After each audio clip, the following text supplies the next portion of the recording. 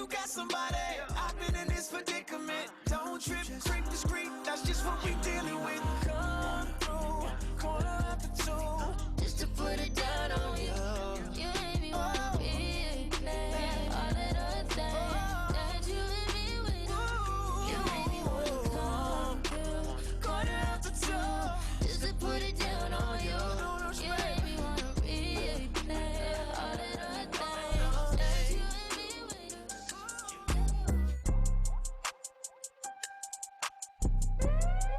DJ Bolt in the building. Woke up, the price of woke up. I just hit them with the low cut, then call my folks up. Somebody about to get poked up, go call a tow truck. All that talking out your neck might just get your throat cut. This a Mack truck, not a black truck. When we move, tell them back up. Click, click, clack, duck. Hella bands, pull up, stashed up. Super facts up. Or you Rosa Parks, uh-oh, get your errands up. Yikes, I play tag and you it for life. Yikes, you a clown, you do it for likes. Yikes, yes it's tight, but it doesn't bite. Rip it right, he be like, yikes, what's the hype? This is something light. Yikes, out of town on consistent flights. Yikes, work hard, just a different white. Get your life, you just ain't living.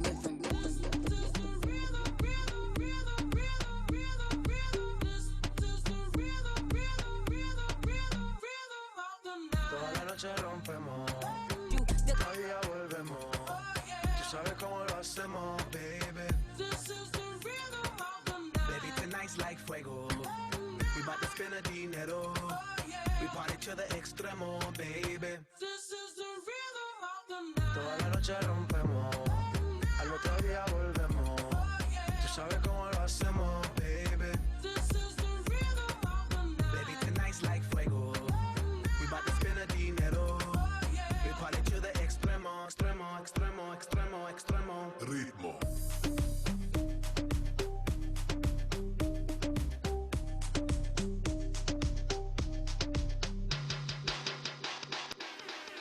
It's DJ Bolt. Yeah, yeah. We global. Vibe with me, babe.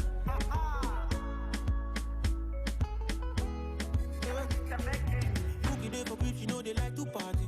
I swear to God, say you my type of babe. Appetite on 100 when I see your body. I come to eat you up with the play. How you move, you got the talent of a belly dancer. Oh my God, you set my soul on fire. Now do what I want every time, calm down, why?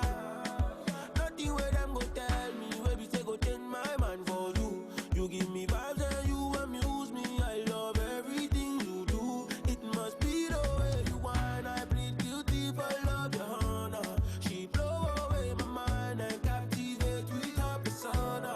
Oh no, you the shorty for the summer, you the shorty anywhere now. Homebody and your ass look better. Make me wanna call back. Oh, oh, oh, two tears, you are the only one on my mind where they make me feel better. When you shake, make it my one enter. Medicine, you are my stress relief. Yeah, I beg you, come and I didn't for it. I beg you, come and I didn't for it. You see, Bookie really biggie, biggie waist too. I beg you, come and I didn't for it. I beg you, come and I didn't for me. I beg you, come and I didn't for me. You see, Bookie really biggie, biggie waist too. Just come and I didn't for me. Slow down, girl, let me love you. Darling, I care for you more than my own self. Darling, I'll share with you all goodness and wealth. Say, we can have just one night, or we can have one whole life if we play it cool. Yeah. We can have that one thing, or we can have everything if our hearts are true. Girl, slow down. Girl, let me love you.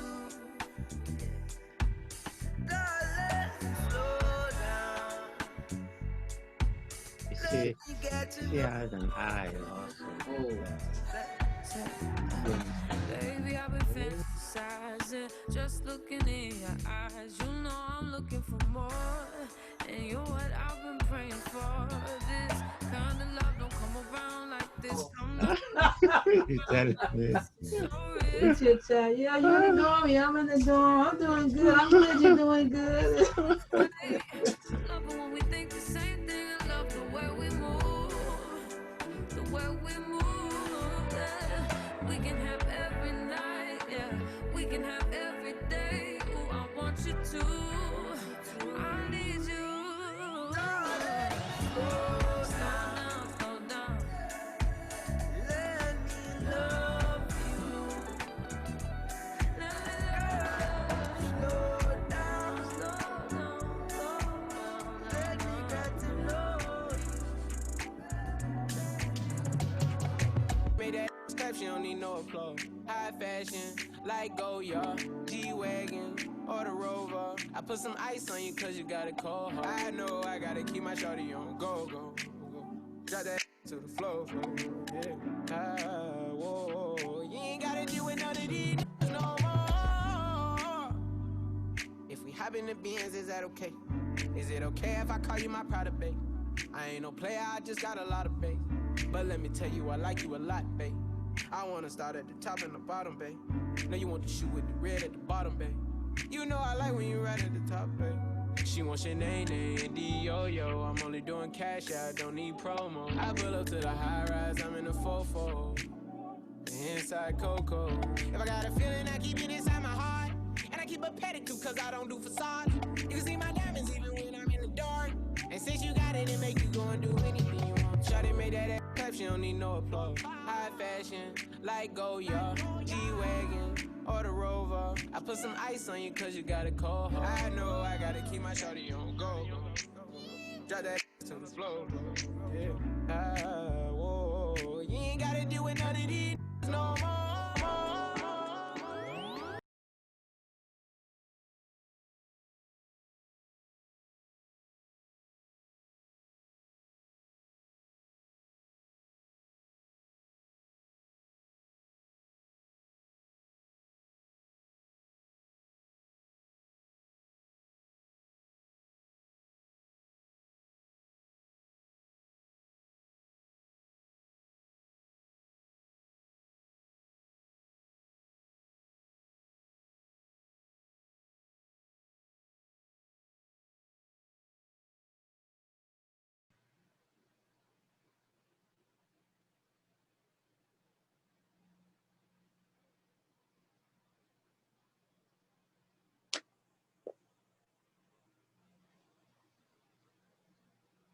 Voting and participating in the democratic process are key. The vote is the most powerful nonviolent change agent you have in a democratic society. You must use it because it is not guaranteed. You can lose it. You must also study and learn the lessons of history because humanity has been involved in this soul-wrenching existential struggle for a very long time.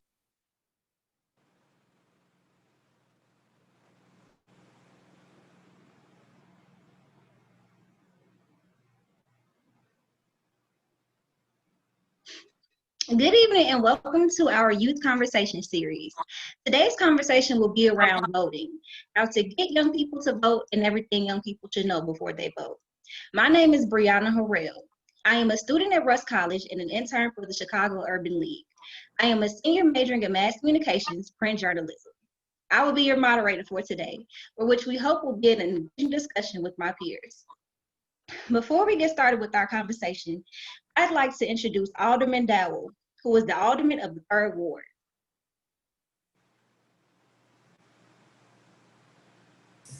Good afternoon. Thank you, Brianna. Thank you for that introduction. Hello to everyone. I am delighted to be here to participate in this important conversation. I want to thank Karen Freeman, Executive Director of the Chicago Urban League, and all of the staff at the Chicago Urban League for setting this table so that we can have this important discussion. You know, voting matters, and you know, whether you vote in a small group or you vote in a large general election like we have coming up in November, our vote matters as Black people. The word on the street is that Trump has the white vote on lockdown and that Biden has the Black vote in his pocket. And we can't afford to let either group take us for granted. We have to make our desires of what we want to see in our community known. And once we do that, we have to come and vote in mass if we want to change the course of direction of this country or make things better in our own communities. You know, in 2016, Black people voted only at 12% of the vote in the country. And you see what we got, right? So we have to vote like we did when we voted for President Obama. Come out in mass because your vote is really important. In 2020, they expect us to vote at only 19%. We have to show that that is not really the strength of our community. We can do so much better. So I'm really excited to hear the conversation this evening. I want to thank again Karen. I want to thank Jahaml Cole for being here. He's a powerful young man doing great things in the city of Chicago. And when he's like E.F. Hutton, when he speaks, people listen. So I'm excited to be here for that and also to hear all of the panelists. So thank you all for joining. Remember, voting is power. And thank you for having me and welcome to the virtual Third Ward. Thank you so much, Alderman Darwell. No problem. Thank you. Okay, next I would like to introduce Chicago Urban League's President and CEO, Karen Freeman Wilson, who has a few words of greetings for us. Good evening. First and foremost, I want to commend our team at Youth Services for putting together another great forum. I'm excited to hear what all of the panelists have to say. I want to thank Alderman Dowell for her partnership and support of the League and for being with us today and for her inspiring words, because here's what we understand, that we have to stop treating our vote like it's an option. Every time you see the numbers that only 20% of the folks voted or 60% of the folks voted or, you know, another percentage, that means that there were people who treated voting like an option. And I will tell you that for Black folks, that just cannot be the case. There are too many people who have sacrificed for us to vote, but even if you look into the future, our future and who represents us in the future depends on who we vote for and how we vote. And so you may not like everything about all of the choices that you have. You know, that's a part of life. But to say that I'm not going to vote, my vote doesn't matter, my vote doesn't count, that is one of the biggest lies that has ever been told. And quite frankly, there are people who are counting on us to think about voting that way so that we will not have the power that comes with the vote. So your voice is literally your vote, or your vote is literally your voice and your power to make change in the community. And the last thing I'll say is that it only starts with voting. Some people vote and they think that that is where their civic engagement begins and ends. It begins with voting. It continues with you being a part of the process, meaning emailing folks like Alderman Dowell, Representative Robinson, and the other people that represent us, Mayor Lightfoot, Governor Pritzker. They will treat your email just as importantly as they treat someone who has a large business interest, who's a large donor, because they understand that all of their constituents matter.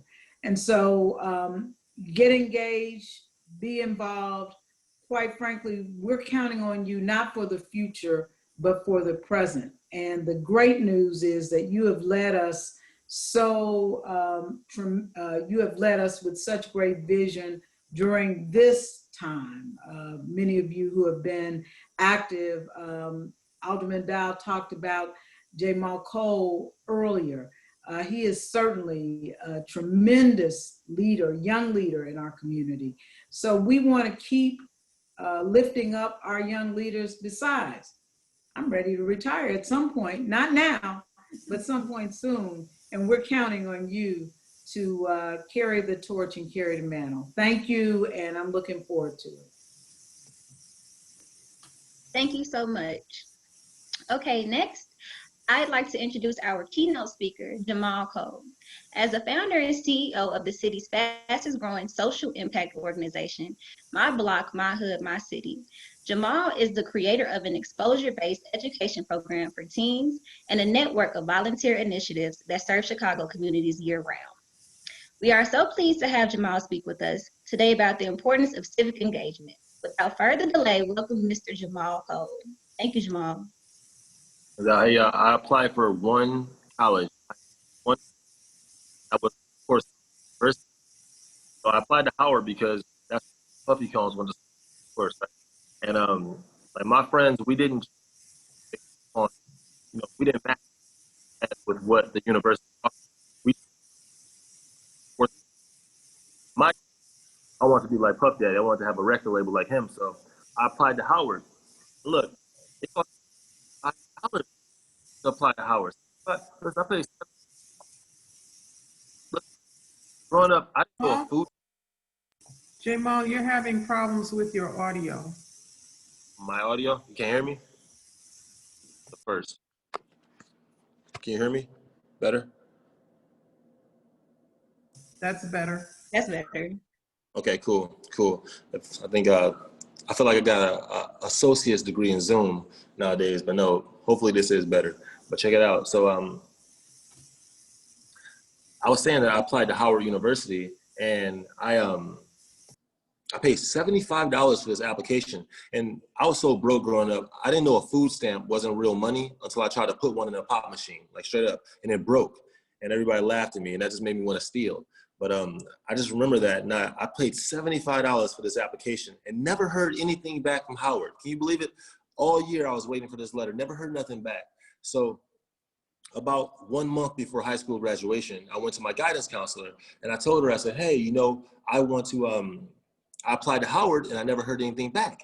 And she said, well, what's your second option? And I said, well, Michigan University, of course. I'm gonna be like the Fab Five. I'm going to the league. I'm about to buy all my family Cadillacs. You know what I mean? Like, I'm going to the NBA. And she said, well, you go to an alternative high school, Jamal. You don't really have the grades to go to Michigan University. You should go to a trade school or join the army. I'm like, yo, why this lady talking down on me? Why she hating on me? You know what I mean? This would have sounded like to a 17-year-old kid. I had the long braids, the fake earrings. I thought I was Meek Mill. This lady talking down on me, man. Trying to take my dreams away from me. Talking about I'm not going to the league. Go to the army, please, man. So basically what I did was she left the office, and there was a black book on her shelf that had gold letters that said All American Colleges. And, I took the book off her shelf and I ripped a page out of it and I shoved it in my pocket. And when she came back to the office, it was a blah, blah, blah, blah, blah. But I'm like, yo, this lady talking down on me. So when I left the office, I went downstairs and I took the paper out of my pocket and it said Wayne State College, Nebraska. And I said, Nebraska? Like what is, like, why couldn't this be like California, man? Why couldn't this be New York City? Why can't this be Florida? Like Nebraska, man, come on. Like, what is there? Like buffaloes in the blood? What's in Nebraska? And shout out to everybody on the call from Nebraska. No hate, but come on, man. I'm from the city of Nebraska. Come on, man. So but this is all I had. I never met anybody that went to college ever in my life. I was 18. I never saw a college graduate. Nobody in my family went to college. So I didn't have the internet either. So this is all I had. So I called the number 402-375-7000. And a lady named Nancy answered the phone. I said, yo, Nancy, it's Jamal. I'm from Chicago. I'm going to the league, man. I'm about to buy everybody Cadillacs. Yo, y'all got a basketball team? And she was like, yeah, we got a basketball team. I said, okay, cool. Do you got a business program? Yeah, we got a business. Okay, send me some information. Yeah, right-handed guy. I guess that's my left hand, but I'm holding the phone, my other hand. But listen, left-handed guy. This college accepted people from alternative high schools all throughout the country. It didn't matter what your grades were. So the one page I ripped out that book, this was God shining down on me. It was unbelievable, man. I was I didn't know the difference between Division I, Division II, Division III. I never knew nobody. I was going to for me, it might as well have been Notre Dame. I'm going to when they sent the brochure with the manicured lawns, the lights, the gym, I'm going to the league, man. I'm about to get out this homeless shelter and I'm about to buy my family Cadillacs, right? And so I was so excited, man. I took this acceptance letter all over the streets. I went to my mom's house. I went to my mom, and I was like, hey, Mom, I got accepted to Wayne State College in Nebraska, Mom. I'm going to the league. I'm about to buy us all Cadillacs, Mom. And, my mom looked at me. She was like, you got accepted to college? I said, yeah. She said, well, what are you trying to be, white? I said, what? She said, you think you better than us. You ain't going to be nothing, right? I'm like, whatever, Mom. It's cool. I already lived in a homeless shelter at this point in my life. So I lived in a motel, and I ate Thanksgiving dinners at shelters, and I was like, whatever, man, it's adversity, I'll deal with it. Boom, I kept it moving. I took the letters to my boys on the block. Yo, Jeremy, check it out. I got to switch to the Wayne State College in Nebraska. I'm going to the league, man. I'm about to buy us all Cadillacs, bro. I'm going to the league. I'm going to be like Kobe. And he's like, yo, you leaving the block, 21st Street? I ain't going nuts. I got my jaw broke that summer. I got jumped. I was walking around like Kanye West all summer just because I wanted to leave the block, man. You think you better than us, man? Dang, man, my mom, my boys, I got turned on. Okay, boom. My last resort was taking the acceptance letter to my father. So I took the acceptance letter to my father. I said, Pops, check it out, man. I got to switch to the Wayne State College in Nebraska and be like Kobe, man. I'm going to the league, man. I'm about to buy everybody Cadillacs. I'm going to the league, man. And my dad stole a U-Haul truck that night, and he drove me to Nebraska that same night, right? And when you're 17 in Chicago, 18, you get a $500 credit card in the mail, and we maxed that credit card out. I did buy some Air Force Ones, I ain't gonna lie, and I bought a Michigan hat, right? But then I maxed the card out just driving to Nebraska, right? Who steals a 17-foot U-Haul truck? I don't know who does that, but he stole a 17-foot U-Haul truck and drove me to Nebraska, and about 30 minutes before we got to the school, I'm looking around at all these cornfields, and my dad tells me, he says, Jamal, you know what? I'm proud of you. You've done more than anybody in the family. You're going to college, man. And I'm proud of you, but I do want to let you know that, about 6 months ago, I got that letter from Howard University, and, it hurt me. It really hurt me. I hope I don't tear up. I normally tear up right here, but he said, it hurt me to see you go into the mailbox every day and looking for that letter in that motel. Because this is all I had. This is my hope going to Howard, right? And he said, it hurt me to see you, look for that every day, but they didn't accept you, and I didn't want to tell you because, my brothers are doing like 80 years, 40 years, and 20 years in jail, right? And he said, I didn't want you to give up, and if I knew I was gonna get emotional. So, but yeah, that was real for me because I would have given up, man. If I didn't know that was all I had, is to apply to Howard, and I didn't even have $75, and I was living in a hotel. But I kept it moving, right? I kept it moving, and I was able to get to Wayne State. And I didn't have anything in the back of the truck at all. I had some Air Force Ones. I might have had the Michigan hat and a basketball. And I just pulled up to the campus and I went to the coach's office and I said, man, I'm Jahaml Cole. I'm going to the league, man. I'm going to buy everybody Cadillacs. I'm going to the NBA.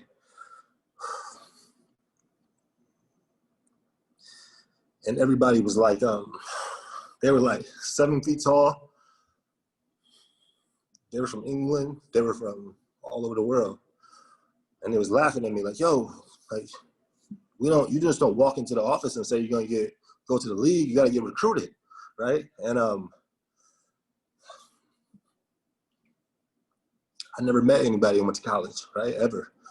And so I was like, man, like, everybody's from Iowa, Nebraska, Kansas, and they were so taller than me, and they was laughing like, yo, you don't, that's not how it works. And but I didn't care, man. I was going to the league, so every day for 2 months, I showed up to the coach's office just so he could see me. And I was like, yo, man, you see Stephon Marbury play last night? You see LeBron James? I'm going to the league, man. And they would laugh at me, whatever. But I stopped by the coach's office every day for 2 months, just so he could see me. And after 2 months, he was like, yo, man, you're one of the most persistent people I've ever met.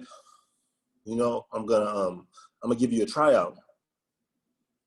And he let me try out to the basketball team. And I made it as a walk-on, and they didn't accept walk-ons, but I made it. And I was going to the league, man. My dreams are coming true. You know, I lived in a homeless shelter, right? And so I would wear Kobe Bryant's jerseys, just a fake Kobe jersey, just to be. I mean, I never owned a pair of basketball shorts before college. You know what I mean? Like I never like the first time I ever tasted lasagna was when I broke into somebody's house, and I ate the lasagna, and I was like, oh, this is what it tastes like to be rich. Like, you know, like me and my friends, we broke into people's houses for pineapples or for blueberries or Captain Crunch, right? The first time I got caught stealing, my dad was proud of me because I stole a Trapper Keeper. And he was like, yo, you're going to be a senator one day. You know, I stole a protractor. You're going to be a president, right? And so I never, so making the basketball team, that's the only reason I didn't do drugs. The only reason I didn't join the gangs is I was going to the league. So making the basketball team in college was huge for me. But after 6 months of playing basketball at Wayne State, my coach came to me and he said, Jamal, you got a great personality. You work hard. People love you. Why do you got a 1.7 GPA? And I said, since you let me walk onto the basketball team, coach, I'll keep it real with you. Yo, I can't afford any books. I don't have no books. I never even read a book my whole life, right? Plus, you know, I went to an alternative high school. I'm not used to having teachers, let alone professors. I don't know how to study. Plus, you know, people in Nebraska, they treat me racist, man. My first day on campus, somebody came up to me and said, yo, will you talk to my little brother on the cell phone? You know, he never talked to a black basketball player before. He watches ESPN all the time. Will you talk to him? You know, I said, coach, you talking about why I don't got good grades? People on my own team is calling me colored. I don't feel comfortable. It's cold out here. I don't got no money. I hate the food. It smell like manure. Y'all treat me racist. Shit, I'm having a hard time adjusting, coach. You know, after these long practices, I don't got no time to be going back to my dorm room and studying. I got to get back to my dorm room and roll some dice, watch some Scarface, make some friends. And you know, my coach, his name was Rico Burkett. He was really patient with me, right? And I needed him to be patient with me at this time. He was patient as I went through my list of excuses about people hating on me, talking down on me. I don't like the food. I'm homesick. And he stopped me. He said, Jamal, you know what's missing from your list? I said, well, no, what? He said, your name's not on it. He said, no excuses. The highest level of maturity is taking full responsibility for your actions. I was like, what do you, I ain't making excuses, coach. I'm just telling you that I can't afford no book. I don't got no money. I can't afford these books. They're too expensive. I never read a book. Don't you hear me? I never read a book. I said, you know, I went to an alternative high school. Do you know what that means? I never had a teacher. We had computer screens. Now I got professors. I don't know how to study. Plus, they racist out here, man. Don't you see how racist they are? They calling me colored. It's cold out here. It's cold as hell. I don't got no money. I hate the food. It smell like manure. Y'all true. I'm having a hard time adjusting, man. I don't got no time to be going back to my dorm room and studying. I got to get back to my dorm room and watch LeBron, man. I'm trying to go to the league. I'm trying to buy everybody Cadillacs. And my coach said, Jamal, no excuses. The highest level of maturity is taking full responsibility for your actions. And I was like, man, we're not going to see eye to eye. We're not going to see eye to eye. And so, you know, I left the office and he brought me back the next day and he gave me a $500 book scholarship. Now, I'm going to the $500. This is the second time I had $500 in my life, man. I'm going to the league, bro. I went and bought me a pair of Air Force Ones, bought me another Michigan hat. Like, who buys Michigan hats and they go to another, you know, that was me, right? I'm going to the league. And I bought 4 of the 5 books that I needed. And in one semester, I went from a 1.7 to a 3.5 GPA. I got a tutor. I learned how to separate, you know, immediate gratification from long-term rewards. And I had a 3.5 GPA, right? And I have 4 A's and 1 C, right? I have 4 A's and a C. And I went to my coaches. I said, yo, you got to play me now. You got to play me now, coach. I got 4 A's and a C. You was just saying you wasn't going to play me last month because I wasn't making good grades. I got 4 A's and a C. I never had an A in my life. What you going to tell me now? Boom, 4 A's and a C. Yo, my coach looked at me. He looked at my report card. He looked back at me. He said, why the hell did you get a C? I said, why did I get a C? I just told you, man. It's cold out here. I don't got no money. I hate the food. It smells like manure. Y'all treat me racist. Man, I'm having a hard time adjusting, bro. I don't got no time to make it straight A's, man. I just first A I ever got in my life. I got 4 of them. He talking about why I don't get it. He said, Jamal, no excuses. The highest level of maturity is taking full responsibility for your actions. I tell y'all that story because in 4 years of college, I played 5 minutes of basketball, man. I played only 5 minutes, bro. I hated this coach, man. I hated him with a passion. You know what I mean? Cadillacs, I promised people on my block, man. This dude took my dream of going to the league away from me. I hated this dude with a passion. Couldn't stand that dude, man. And but I did graduate early, and I made straight A's, and I traveled the world. I didn't appreciate it at that point because I didn't have a frame of reference. But I was so pissed off that I wrote a book about it, right? I wrote a book, and I self-published it, right? And I started selling these books downtown Chicago in front of Foot Locker on Adams and State. Some of y'all might remember me from selling books out there. They was laughing at me. I made $80,000 in 6 months. People hating on me. I'm like, yo, it's crazy. I'm like, how you gonna buy a $200 pair of shoes and not buy a $10 book? Come on, man. Think about it. Think about it. You hate to talk it down on me. So I'm just like, between 3 o'clock and 6 o'clock, I'm out there selling books. And somebody from Cook County Jail read the book, and they was like, yo, Jamal, will you come to Cook County Jail and talk to the 18-year-olds? And I was like, all right, cool. Where I talk to them. And then they were like, oh, no. When I got there, it's like, oh, we didn't mean 18-year-olds. We said AT. This is an acronym for automatic transfer. Like, they're going downstate for 20 plus years for these heinous crimes. Will you still talk to them? And I was like, yo, okay, ain't nothing new to me, man. But these people crazy. They let students out their shackles and let them out their handcuffs and put them in a room with me. And it wasn't no security guards. It was too late to be afraid, too late to be scared. But anyhow, I'm back in the streets anyway, so let's do it. And so nobody wanted to hear me speak. I thought I was Malcolm X, I had my suit and tie on and everything. Nobody wanted to hear me speak. All they kept on talking about was their blocks and their hoods. I was like, why you always say my block and my hood? Why don't you say you say it like you own something. Why don't you say my city? Nobody had no question. I was like, yo, since y'all don't want to hear me speak, and y'all talking about is y'all block and y'all hood, and y'all don't want to say my city, I was like, yo, Marquell, since you know everything, you don't want to listen to me, cool. Why hasn't your life worked out for you up until right now? And since you know everything, bro, yo, you know what Marquell said? He said, it's cold out here. I don't got no money. I hate the food. It smell like manure. They treat me race. I'm having a hard time adjusting, bro. I said, that's my list of excuses. I said, that's the same list I gave my coach in college, man. That's the same list. That's my list. And that's when it dawned on me that the whole time I was in college, like, this coach wasn't teaching me basketball, man. He wasn't teaching me how to change my jump shot. He was teaching me how to change my philosophy, right? Back in 2005, I blamed everybody for my problems, man. The weather is messed up. The people was raised. I'm homesick, man. My philosophy was messed up, right?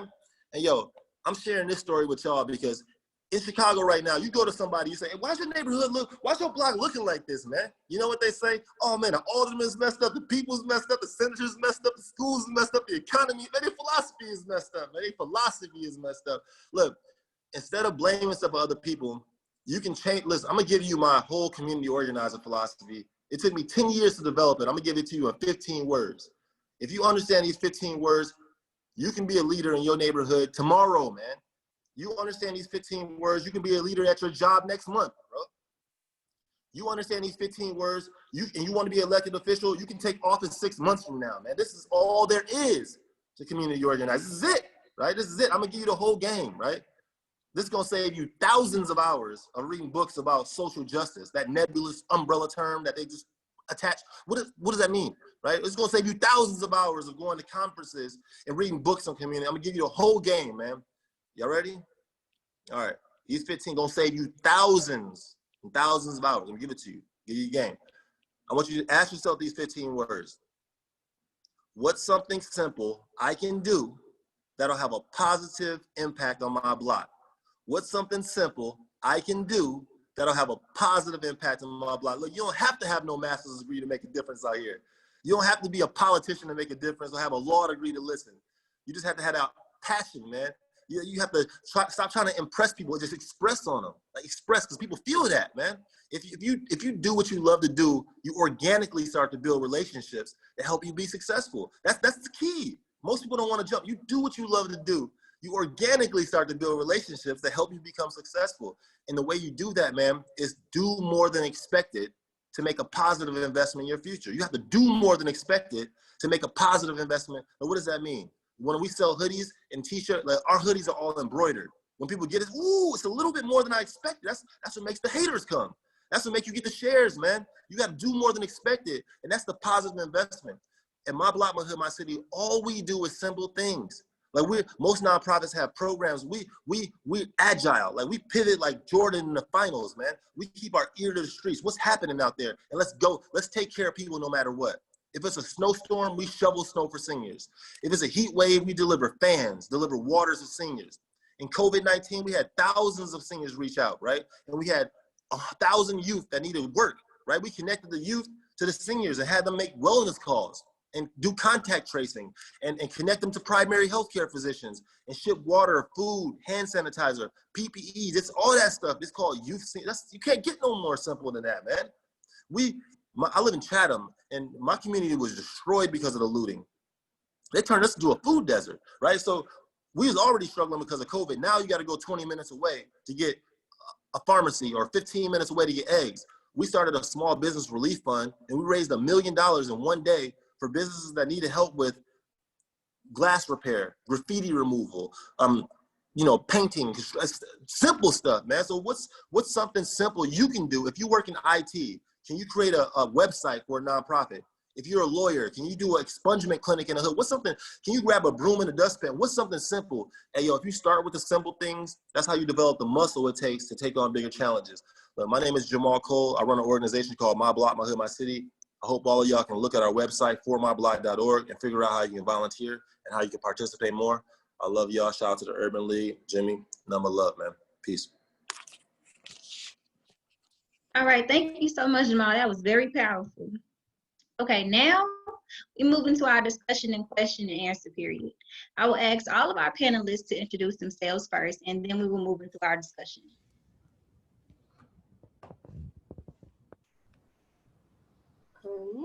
Okay. Well, we have a short video first. Let me go ahead and play that.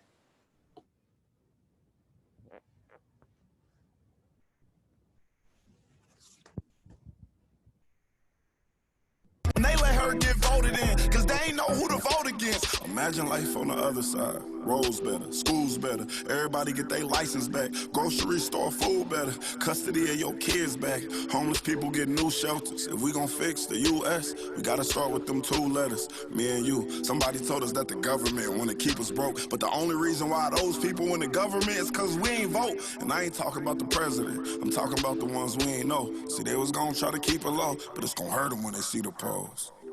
Every time you stay home, someone is making a decision about you, making decisions about the air you breathe, the water you drink, the food your kids eat, and how much money you bring home every 2 weeks. So every time you sit out an election, every time you don't show up because you think it doesn't matter, someone else is happy that you didn't show up, so they can make that decision for you.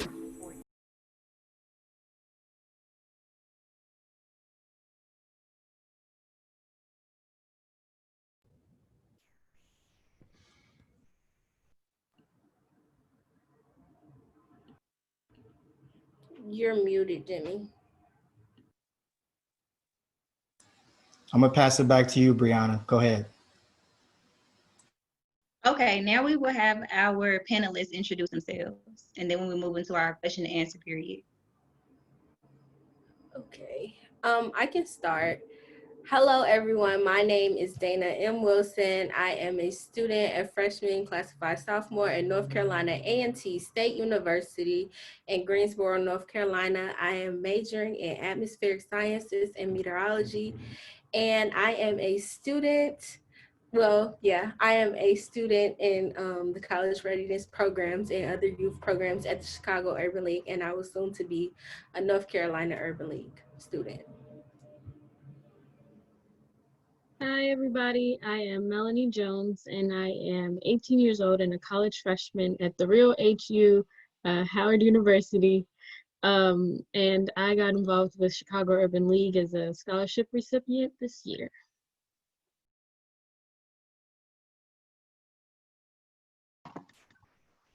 Hi everyone, my name is Langston Harris. I'm a senior business administration major attending Morehouse College, and I'm happy to be here. And I am involved with Chicago Urban League this year as a scholarship recipient.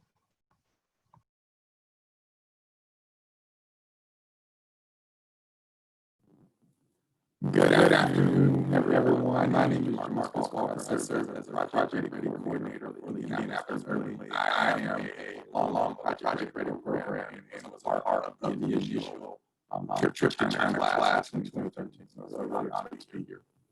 I'm sorry, Jamarcus having some audio issues. It's like an echo. Give me 1 second. Oh, it still sounds the same. Is it better now? Can you hear me? Okay, yeah, that's perfect. Awesome. Sorry, my name is Jamarcus Walker. I am a Project Ready coordinator at the Indianapolis Urban League. I am an alum of the Project Ready program from Chicago, and I was a part of the inaugural trip to China in 2013. Ooh, I'm a China alum as well. I guess I'm closing it out. I'm John. Good evening, everyone. My name is Jonathan Swain. I'm a commissioner on the Chicago Board of Elections. That's what brings me to before you today. Professionally, I am a business owner in Hyde Park, a number of businesses there. I also run an organization called Link Unlimited Scholars, which is an organization that helps send young African-American students to college. And I'm a lawyer by trade, and I didn't go to HBCU, went to Duke University, but down in North Carolina areas, I've visited a few, so glad to be with you. All right, thank you guys. Those were our lovely panelists, and now I will begin asking the questions about voting. So number 1, how does one know where and when to vote? Well, as a commissioner on the board, maybe I'll take that one from a technical point of view. The best way to find out where and when to vote, not when to vote, but where and how to vote, is to go to your local election authority website. In Chicago, if you live in Chicago, it is chicagoelections.gov. If you live in Cook County, it is the Cook County Clerk's website. And every jurisdiction has an election authority that provides all that information. And it will tell you what it can hopefully tell you if you're registered, how to register, to find your polling location and the like. Laws also govern information being sent to you. So in Chicago, we send out information every election to let people know where their polling place is and to make sure they register with their voter card. So if you don't have that voter card, I encourage you to go to the website of your local election authority, and chicagoelections.gov is the one for Chicago. Okay, thank you so much. We have more technical questions for you, Mr. Swain, so thank you for answering. So, one clarifying question. I'm sorry. Mr. Swain, I wanted to ask you if you could clarify along with that, how does college students vote absentee ballots? Okay, so sure. Absentee ballots are what they used to be called. Now they're called vote by mail, that you don't need a reason to do that. What you can do is you can go on the website and apply with your current address, and they will send you a ballot. With what we do in Chicago is we ask you for an email address. So it'll track when your ballot goes out, when your ballot's received, and when your ballot's processed. So go to the website, fill out your college address or your address where you're located. They'll ship it to you, and you can get it sent to you and you can return it. Now, what I will say is, thank you, Jimmy, for putting that into the chat. What I will say is, with the post office issues that are going on right now, if you have not done so, do it right now, because we don't know how long it's going to take for your ballot to get there. And unfortunately, if you're in Chicago, you can have a ballot mailed to you, but you can drop it off in a drop box here locally. Going down to North Carolina, it's not going to be as easy to do that. So apply now, apply immediately. all right, great. Okay, moving on to number 2. How does one find a polling place? I'm sorry. Again, you go to the website, it'll tell you where the polling place is. Again, polling places are determined by your location. Let me reframe the question a little bit, in that, we used to think about voting as voting the election day, and that was the most important day. With vote by mail and early voting, which you can do at 1 to 50 sites around the city, election has become gone from election day to election season. So you can use that website to find out where your early voting locations are. There are 50 around the city that allow you to go, actually more, 51 around the city, where you can go and vote early. And that's the time between roughly October 14th until up to the election. And then the website also can tell you where you can vote election day. I encourage people to vote early because it's a lot easier, a lot simpler. You can go to a lot of different places, and it just kind of makes everything easier. All right, thank you for that. Okay, so next question. What do you bring with you on voting day? Well, typically you can bring information into the polling place with you. Oftentimes people take sample ballots and they mark up their sample ballots so they can know exactly how they want to vote. From time to time, there are political parties that will give you, palm cards that you could take in with you to help you mark your ballot. But generally that's what you do. And that's why, again, why vote by mail is so helpful, is that you can sit down at a table or at a desk like I am right now. And if I want to research candidates and get more information, I could go online right now and look at that before I actually make my ballot. So that's why voting by mail is probably the easiest and one of the simplest ways to vote and best ways to vote in my mind. Excellent. How do you successfully mail a ballot? You mean get it mailed to you or return it? Get it mailed to me. To you. Again, you have to fill out an application. In Illinois, you have to fill out an application under the new laws that were just passed recently. Everybody that's participated in the last 2 elections will get application sent to them. Either return that application or you go online and fill it out. And again, they will mail your ballot to you at the appropriate time.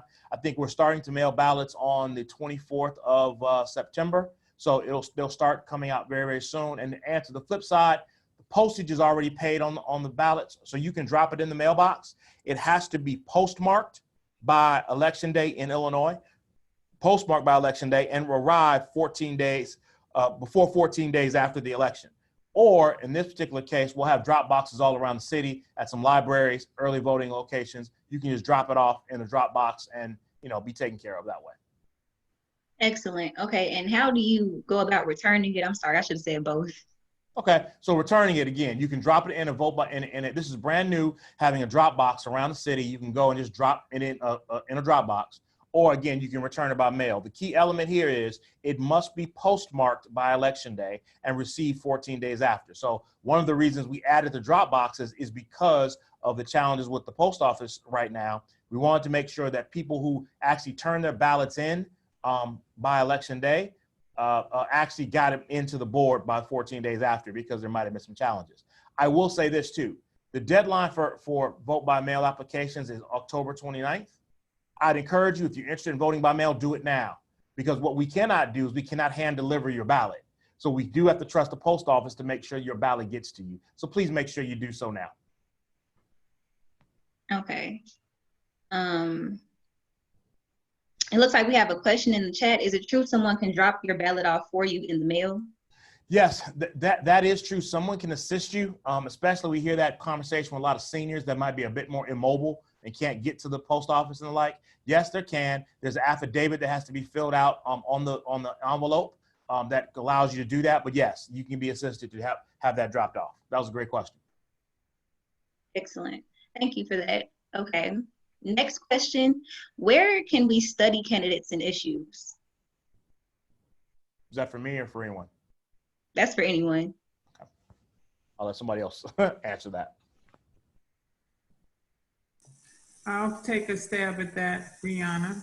I think getting news about candidates from different locations, not to be dependent on one source, like just because you can get the information from that candidate's office, you need to do your own independent research. You can listen to the radio, you can watch, you can Google them, Google the name and read all the articles about them. You can watch different kinds of programs, on different cable stations. There's lots of different places you can get news, but I would not, about a candidate, but I would not just depend on what that candidate says. Even though, even for me, I want you to depend on my website, but I encourage people to look at different places for news about a candidate. All right. Thank you guys so much. This is great information. We're going to move into the discussion questions now. All right. Do you think it is important to exercise your right to vote? Why or why not? This is for anyone. I can go. So I personally believe that it is very important to exercise your right to vote, especially when you can vote. I know when I turned 18 this year, I was so happy to vote because it's like you need to learn how to exercise using your vote as your voice, because that's really, it's not all that we have, because you can speak with representatives, but it's something that's powerful. And so I always encourage youth and older people as well to exercise their right to vote, because it's just like, if you don't vote and then you don't get what you want, or like it's kind of like finding a balance, because of course, like, the reason why people always say I'm not going to vote is because it'd be like, okay, well, one candidate don't do this and the other candidate don't do that either. So it's kind of about just choosing which person has the best interest for you. And if you don't exercise your right to vote, then you'll just end up with anything. So it's kind of, what's that quote? Oh, no, I can't remember it this second. But, it's like going for something or you're a fall for anything. Stand for something or you're a fall for anything. And so that's really important. And that's what I always use when it comes to voting.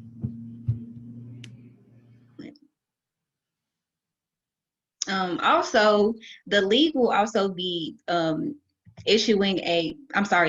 a voter issue guide through the politicking app, where we have like information on the different candidates. So like you can research those. That's just a bit of information to give you guys. All right. Next question. This is a time of increased awareness of social justice issues affecting Black people. Do you think Black people will be more likely to vote as a result? I think that this year will be the year of Black voters, because we realize how much is at stake, especially because of how much our community has been hurt, one, by COVID, and two, by police brutality. And so this year was a really big eye-opener for us about politics and how much we have to be involved in politics because our voices do matter. I really think that this year is going to be the year of the young Black vote specifically, because we're out and we're learning so much about our world, because we don't have outside influences, and we just have the internet and so many resources to learn about who and what to vote for in a pandemic. And so I think that this year is gonna be a big voting year for young Black voters. Excellent, Melanie. Okay, it's great that you mentioned that the Black youth vote is going to be like big this year. Because the next question is, why is the youth vote so important? I can answer that one. I think that the youth vote is really important because, like, we're the next generation up. Like, as mentioned earlier in the conversation, that it comes to a point where, like, the torch has to be passed down. So there has to be somebody to, like, they said, future leaders, pretty much. We have to be the next, generation to take over and to really just, like, set the, it's like every generation kind of builds on what was laid down before them. So we have to continue to grow and to, like, educate those that are younger than us and just lead, because we're all that we have at this point. And so we have to really learn to stick together and see the importance of voting, so that we are, like, educated and we'll be the ones that are in power. That's what I think. I definitely, I wanted to emphasize that point. I definitely agree with what you said. That's why I feel like I always tell people that, like, voting is so important, because it's just like, if you don't vote, then like we are the future leaders. We are the future. We're seen as the future. We're literally, like, everyone calls us the future anytime they address young students, especially African American students. So I think that's why it's really important for us to always go vote. And like Melanie was saying, right now more than ever, it's so much attention. Like a lot of issues, social issues are being brought to youth, especially during COVID, because we're on our phones all day. It's not like we have that social interaction, blocking out our ears of what usually happens. And so everything is like right in our face now. It's on the surface instead of being below the surface. So therefore we're paying more attention. We're more woke. And so that's why I think that it will be a better turnout this year. I think to kind of tag team that, it's always been the young vote.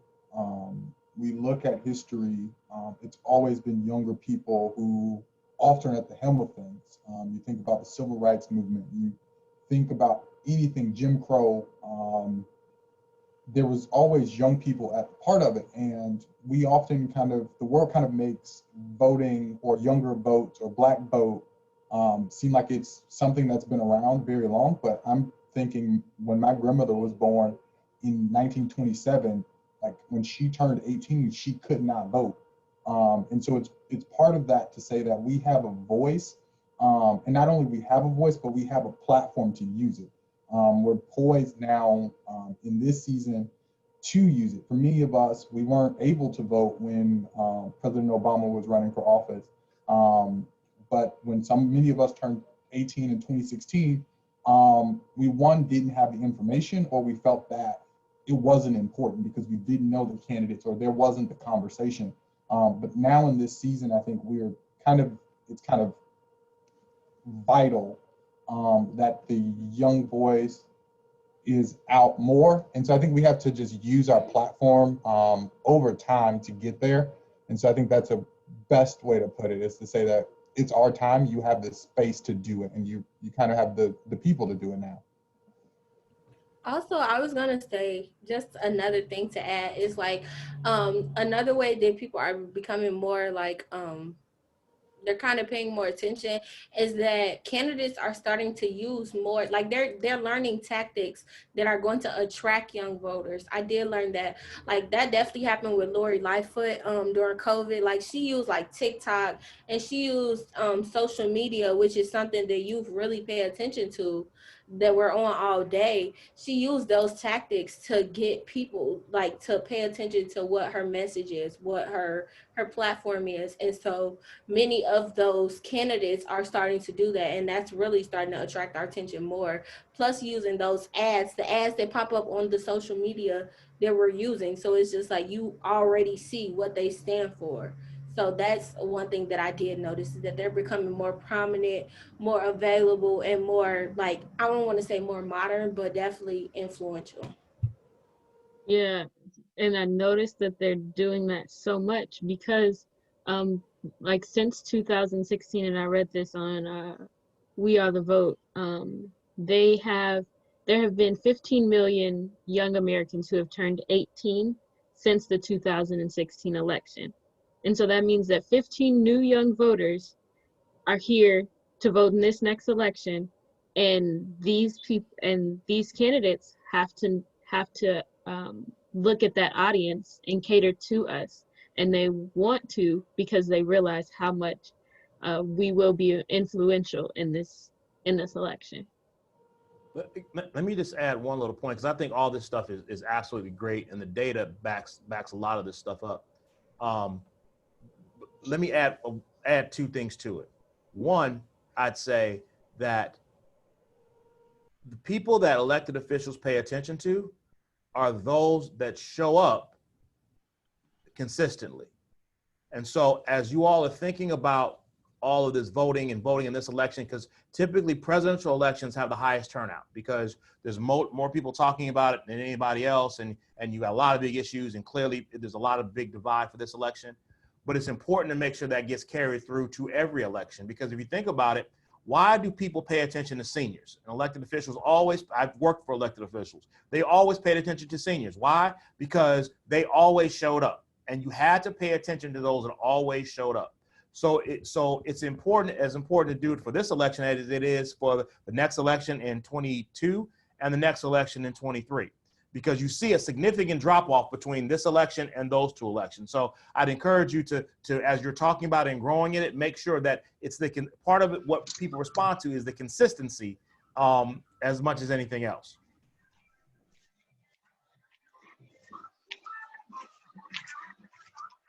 And let me just add one more thing, because I'm gonna tell you, I know this because I just know the numbers and data.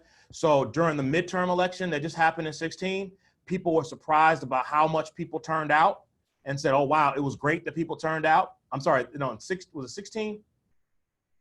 No, it was 18. The 18 election, people turned out, and people were looking to see what the young people were going to do in the 19 election. And the young people didn't turn out in the 19 election numerically. And so folks are out there wondering right now, is the young vote for real? And the way you show that is showing this election and the next two. Can I just add, I want to support what Jonathan said. You know, people always say, well, the millennials have the voice, but they don't show up at the polls. And so I do encourage you guys to show up. And as Mr. Swain said, Jonathan is exactly 100% correct. Consistency is the key.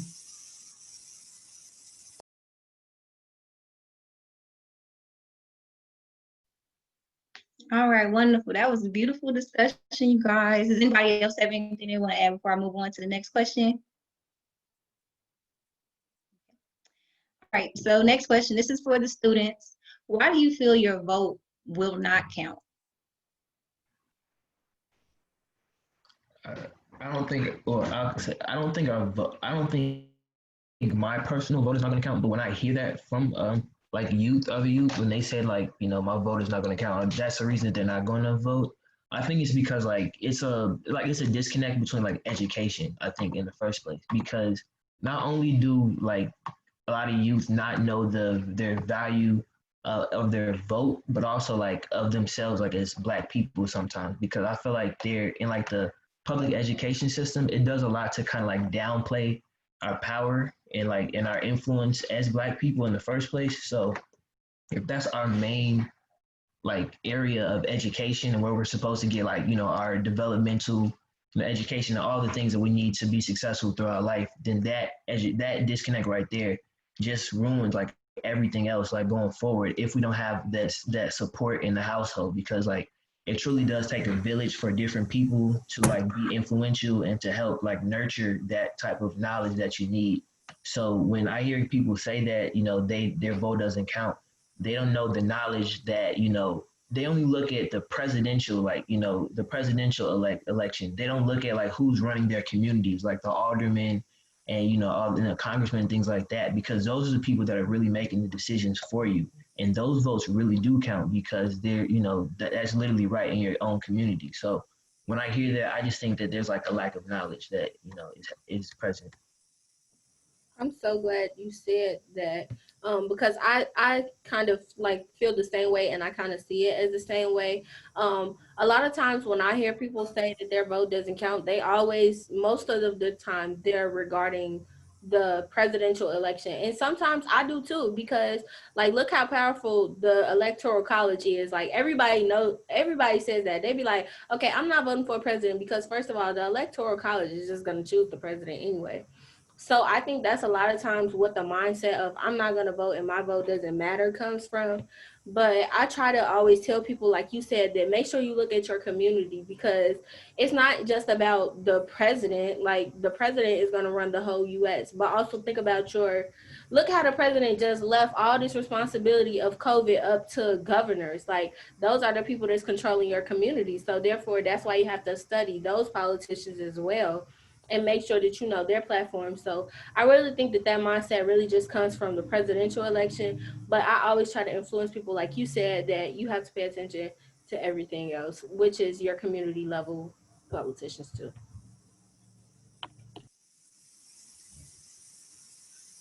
Excellent. Okay, so we have a question in the chat. What do you say to parents who don't think voting is important?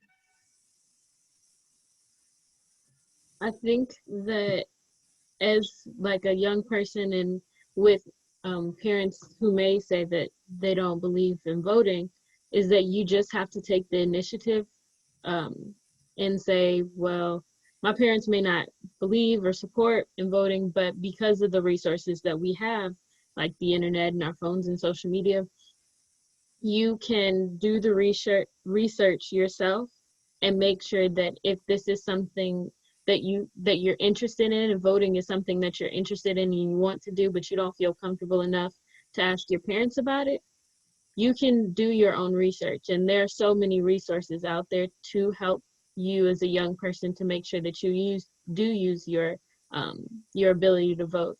And I think that it really boils down to don't make excuses. Literally. I was just gonna say that same thing. Like I always, even with my parents, I always tell my parents, like, make sure y'all go vote. Especially when I worked at the polling center and I finally was able to vote, I always make sure my parents go vote. Cause when I was under 18, I said that their vote and their voice was my vote. Because they were the ones representing me. So I make sure that I always tell them that, like, we represent each other. So make sure that you vote something that reflects as a whole, and they have to use their voice just like they tell me. So that's how I influence my parents. That's really powerful, Dana. So I think it's interesting that you said you like reminded your parents to go vote. So like this question is for any student. Are you the first in your family to register to vote?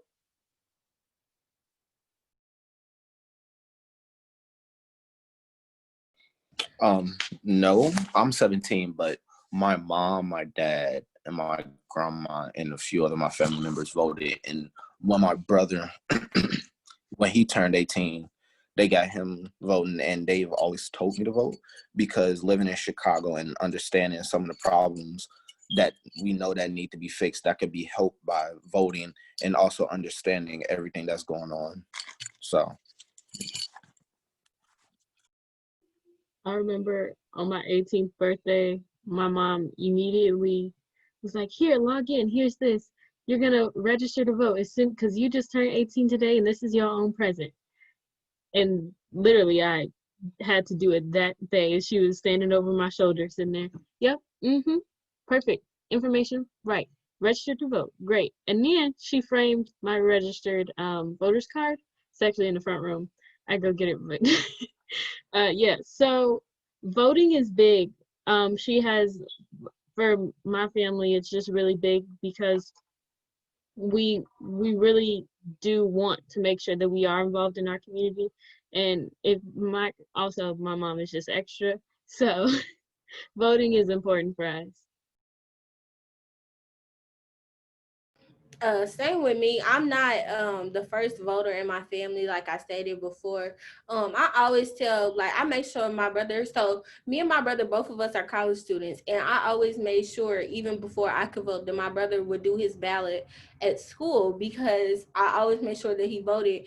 And like my grandmas, I stayed on top of them. Like, I feel like the way that I really make sure that I'm not the only person that votes is by working at the poll. And so therefore I could see them. I can see them vote. And they can't tell me nothing. I'd be like, you didn't come here because we all live around each other. We all got the same polling place. So if I didn't see you, then you didn't vote.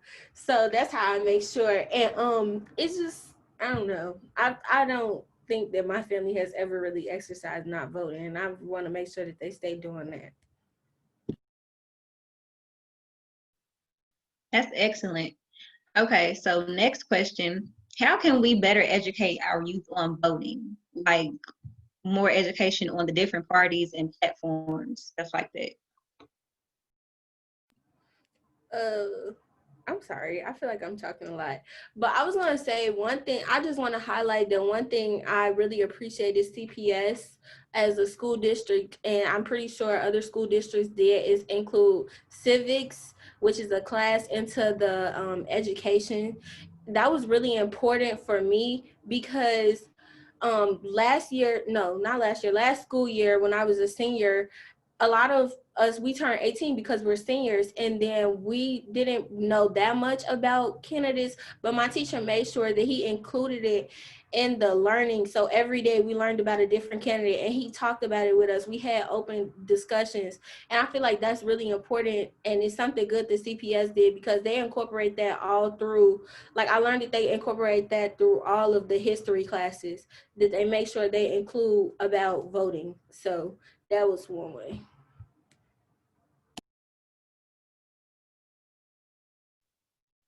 Okay, great. Does anybody else have anything to add before I move on to the next question? Langston. Yeah, I was gonna say, so like encouraging like kind of importance of like youth voting, I guess you can say. Like this summer, what I was a part of an organization called Project Exploration. So what they did this summer was they did like a STEM at home camp for elementary students and high schoolers. And so what happened was it was under the Chicago Census did a like a I guess a partnership between the STEM organization and the census. So what they did was pretty much they were educating children like on STEM, but also working with the parents and educating them on the importance of like the census, which like correlates directly to voting. So if you start to kind of like bridge those connections and build like partnerships and making it I wouldn't say more fun because you should already know that voting has a big payoff in the end, but just making it like kind of more appealing and more I would say more like accessible for people, then I believe that they'll really be able to go out and like learn and just see the importance of it. I was also going to say, as far as colleges, I follow a lot of colleges pages, like especially HBCU colleges, and the way that they're going about encouraging youth to vote has been really good. For my school personally, I don't think I've seen one post that didn't include something about voting. Like I had got a little tired of it, but I really appreciate and I see that they're striving to make sure, as well as another thing that they're doing is election season for all offices, like Miss North Carolina A&T, Miss Hall, like the Residence Hall associations as well. Their election season is right now. So it's kind of like they're incorporating voting for the school and voting for elections in the same season. And it's really making students understand that your vote matters no matter what platform, what level it is.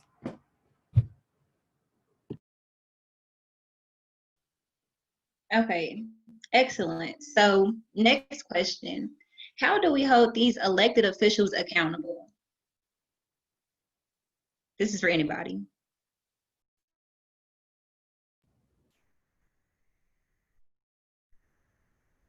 Well, I'll jump in here and say this.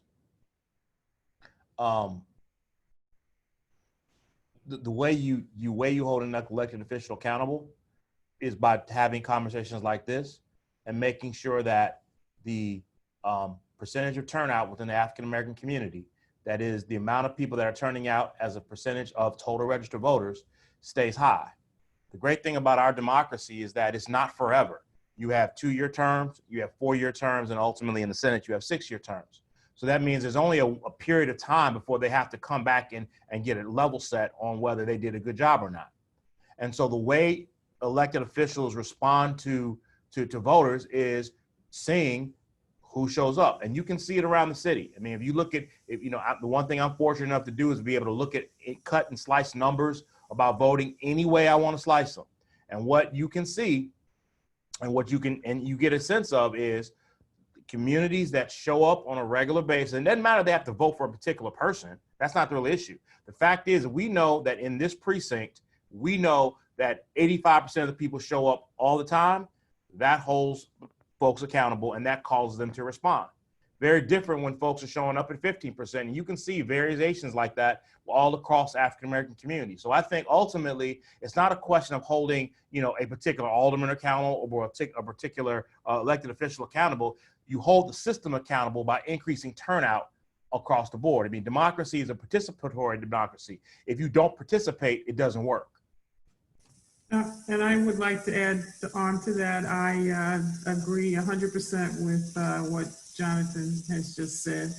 I think also showing up after the election is over. So if you have I know we're in a pandemic and nobody's meeting, everyone's doing virtual meetings now, but when there's a meeting in your community or something's happening in your community, you need to show up and express how you think about a certain issue or what that alderman or elected official is not doing.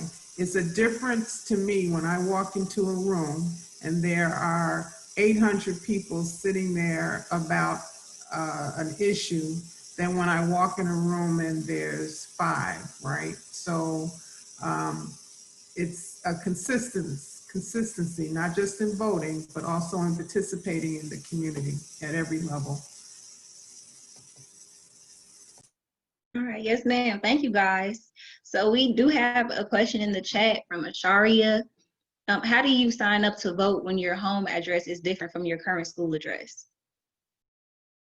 So let me jump in again here on that one. So what you would do is you would apply for a vote by mail. If you're talking about registering to vote, oh, that's easy. You can do a couple different things.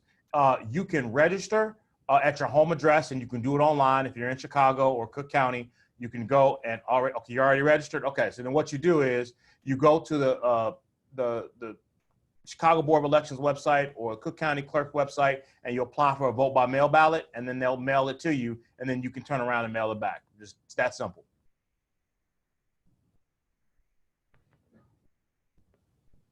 All right, thank you so much. All right. Next question. How do I know I am voting for the right person? So that's honestly like the hardest question, and for me, I have been struggling with that answer as a new voter.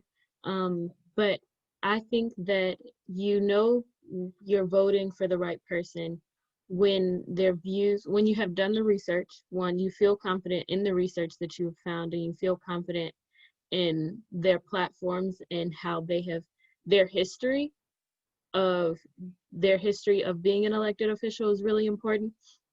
And so by doing that research, you have found somebody that connects, that whose views and morals align with yours.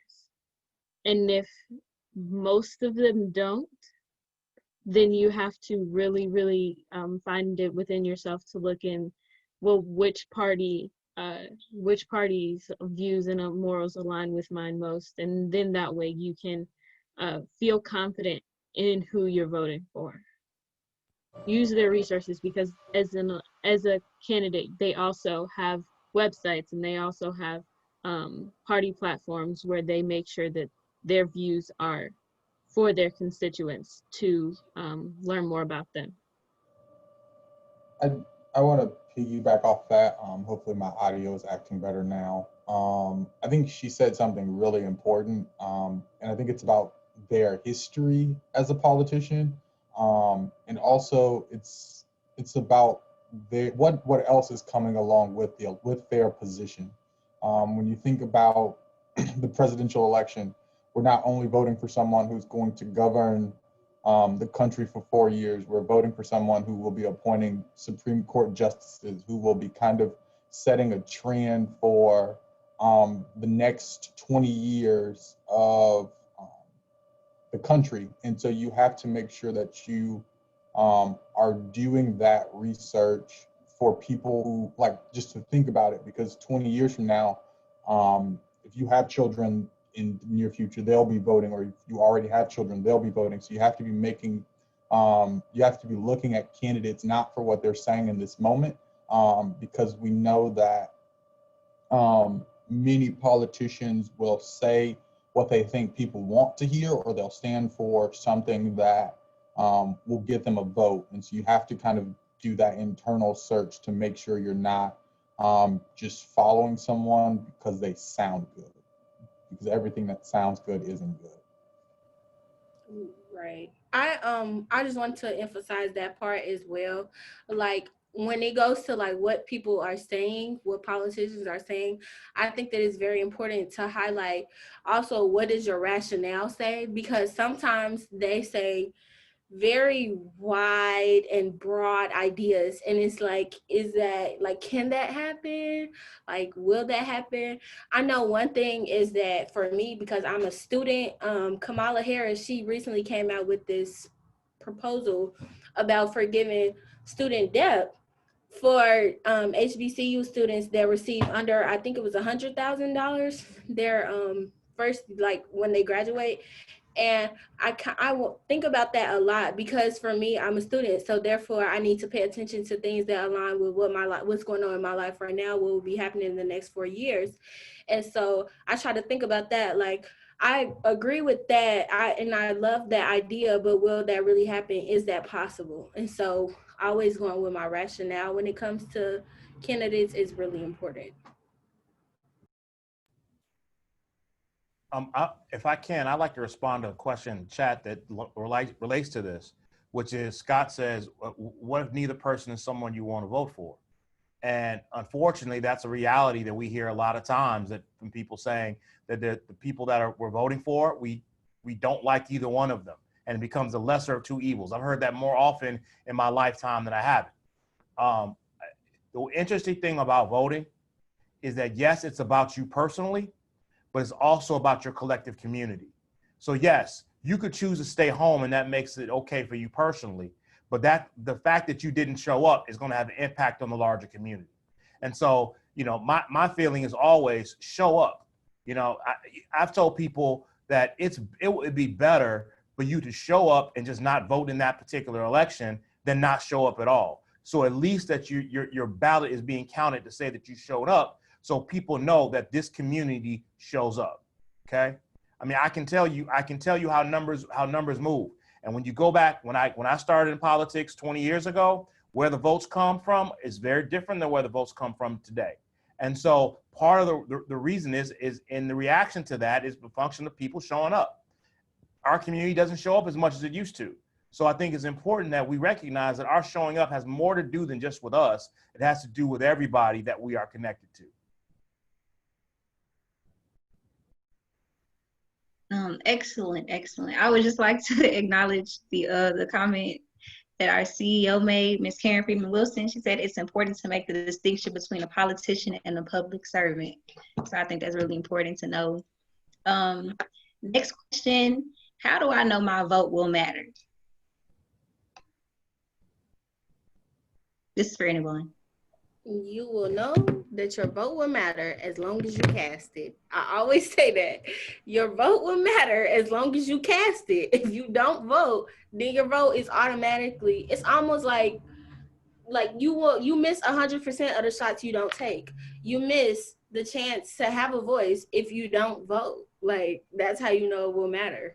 Of course, everything will not align with your views, but at least if you cast your vote, you know that you did your part. It's about the politician and the person in charge to go with what you said, but you miss 100% of the shots you don't take. So if you don't vote, you missed the shot and you missed your voice.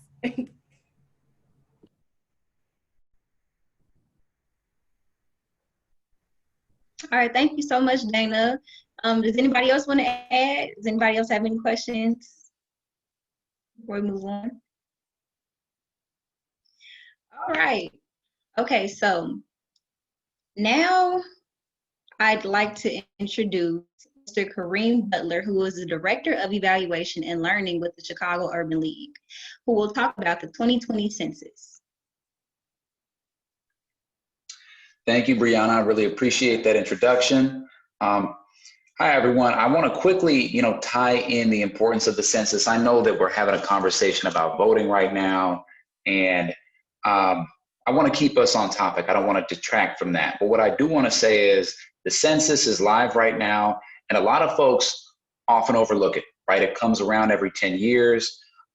Many of you, especially since, if depending on whether or not you were of age to even fill it out in the 2010 census, you might not have even known that was a process. So, it happens once every 10 years and it determines a lot. It ties into voting in really significant and complicated ways. What I want to say about it is when we're considering how we should keep our collective community in mind, and when we're trying to really preserve money, we're trying to preserve power for our communities and our equitable share, the census really goes into making sure that we receive that. It's a democratic process. Our communities have been routinely undercounted in every single census. African American communities have been routinely undercounted in every single census. And I mention that because this year we have a lot at stake, right? Aside from the fact that it's election season, we're also dealing with COVID-19. So that undercount is an even greater concern than usual. So when the census comes around, it determines how much money is afforded to all 50 states based on their population count. It also determines, based on that population of that state, how their political representation is going to look in Congress, right? The reason why this relates so deeply to voting is because after the election and after the census is done, all of that data, all of the data based on your participation goes into the redistricting process, right? Now, if you didn't participate in the census, if the powers that be that are involved in that redistricting process are unaware of the fact that you participated, now your vote, your community's power to voice some of their concerns, right? That your community is made more invisible. So when you're talking about how voting ties into the census, you have to connect it to redistricting and understand that when the census counts come out, when those census counts are returned to the legislature, when they're returned to Congress, when we're redrawing our districts, if you didn't participate, if we don't participate as a community, that's going to impact how our vote is able to effectuate change going forward in the future. So I just wanted to mention that point.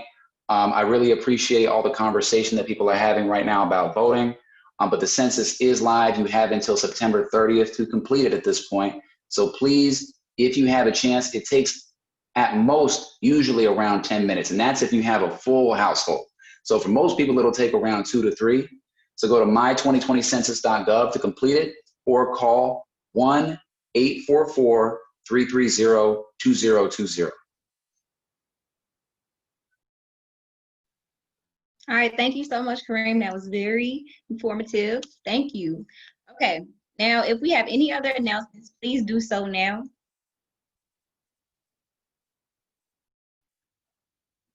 Hello, I'll take this time. Good evening, everyone. My name is Kendall Monk. I'm with the National Urban League. First, I definitely gotta say thank you, Brianna. Thank you, panelists. Thank you, Chicago Urban League team. This event was enriching, much needed, and informative and transformative.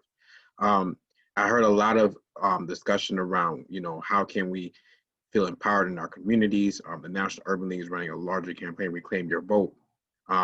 And specifically for youth in our Project Ready programs at large, we're supporting and encouraging youth to get engaged.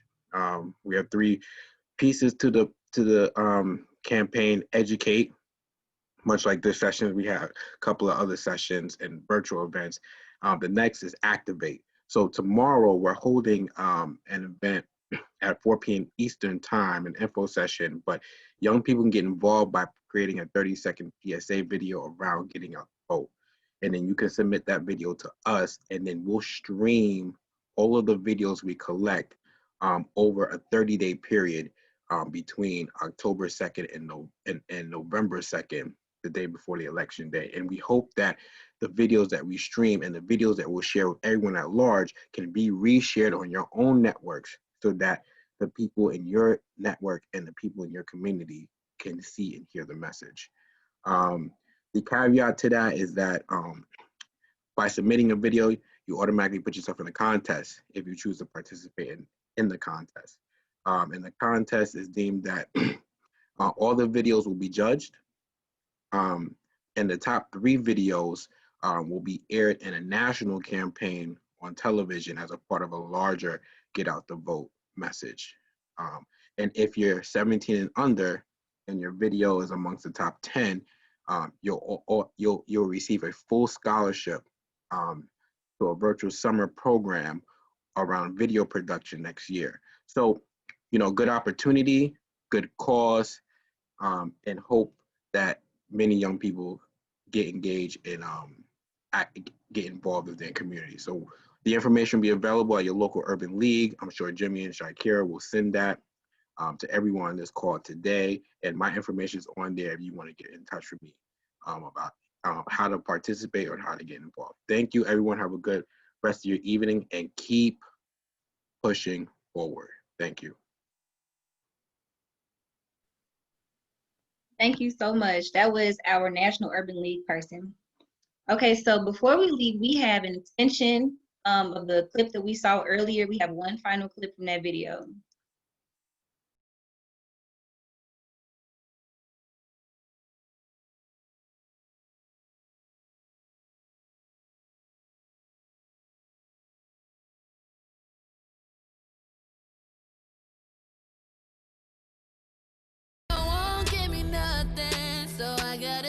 take it. And I know it's a way we can win. Why won't nobody say it? It don't matter where we from, suburbs or the slums.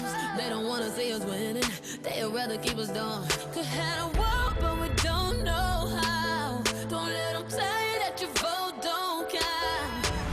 Well, he was in office for 8 years, bro. Still ain't getting nothing done for us. Bro, you and me done worked at this barbershop them whole 8 years, bro. They don't care about us, bro. No, that's fact, though. I really don't even remember the last time a president did something for us, to be honest. Yeah, I ain't trying to go out in that sun and vote. Bruh, you literally don't know what you're talking about, bro. First thing first, you know back in middle school when they taught us, it was 3 branches of the government. We forgot it when we got older. It's the judicial, the legislative, and executive. But all we know is the executive. That's the mayor or the governor and the president. Now none of them 3 people make no laws, they just be checking them. The laws come to their desk and all they do is say no or yes to it. So when the news station tried to tell us that Barack Obama couldn't put us on, we was all salty at Obama when it was the Congress members all along. We gotta focus on the legislative branch, yeah, they the ones that make the laws. Yeah, they the ones write how much food stamp money you get on the card. But when people that wanted to help us wanted the job, I know they probably lost. Cause we ain't even know their name, we ain't know their face, we ain't know it all. So the Congress or the State House, that's legislative, they make laws. So what we want from the president is what they do, okay y'all? See, they election every 2 years, but we don't never even go to those. The Congress, they can raise minimum wage, but we ain't even really know it though. So you know how back in 08, when we all voted for Obama, we was all supposed to go back in 2010 and vote for the Congress. Cause they the ones make child support laws. They the ones choose if your kids at school get to eat steak or corn dogs. The state house make the court costs. So if the country failed, then you can't say it's them, it's your fault. Cause y'all ain't know to vote for Congress members that was for y'all. And they don't gotta leave after 4 years, and we just let them sit. See, they don't wanna tell you this, they want you to focus on the president. Now the 3rd branch is the judicial, that's judges. They the reason why John Crawford and Trayvon ain't had justice. So when Meek Mill got locked up just for popping willies, we blame the judge and not the city when they let her get voted in, cause they ain't know who to vote against. Imagine life on the other side. Roads better, schools better, everybody get their license back, grocery store food better, custody of your kids back, homeless people get new shelters. If we gon' fix the U.S., we gotta start with them 2 letters, me and you. Somebody told us that the government wanna keep us broke, but the only reason why those people in the government is cause we ain't vote. And I ain't talking about the president, I'm talking about the ones we ain't know. See, they was gonna try to keep it low, but it's gonna hurt them when they see the polls. I know the world won't give me nothing, so I gotta take it. And I know it's a way we can win. Why won't nobody say it? It don't matter where we from, suburbs or the slums. They don't wanna see us winning, they'd rather keep us down. Could have a war, but we don't know how. Don't let them tell you that your vote don't count.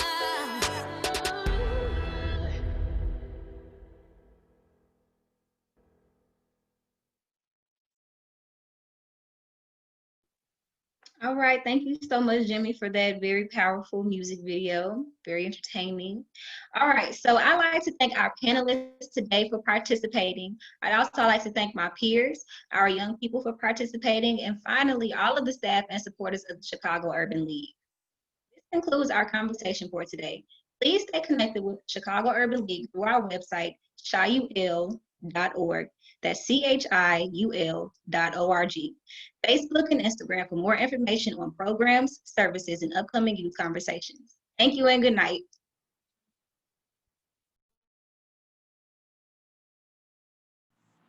Great conversation.